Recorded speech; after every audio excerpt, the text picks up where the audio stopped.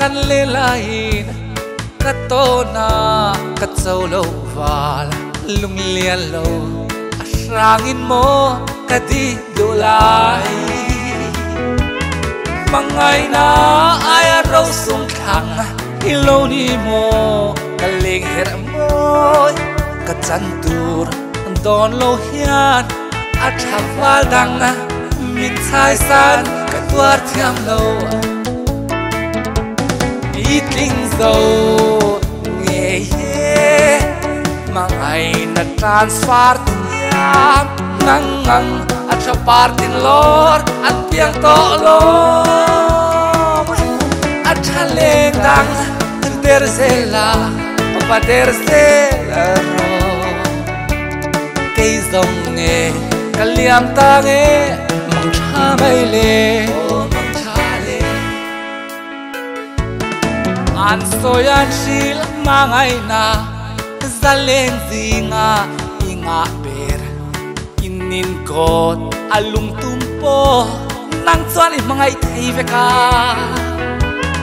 izing tho mel phak le I leng chuak mel in thau si mi te stoi dana tua in tha reng reng ler lo hi anom lo Itling zo nghe ye mangai na transfer tiap ngang ngang at sa partin lor at piang to lo at haleng dang tersela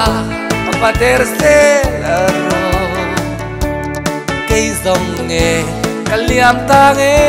mang cha mai le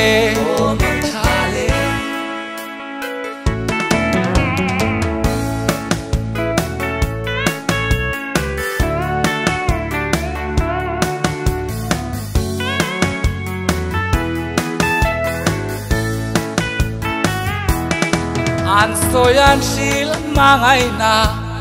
zaleng zinga inga ber inin kot alung tumpo nang chuan I mangai thei veka izing tho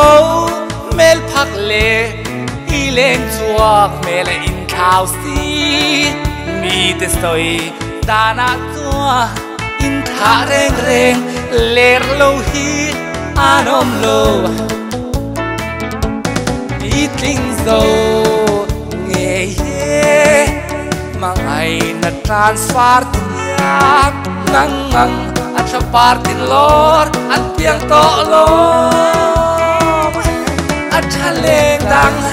tersela patersela ro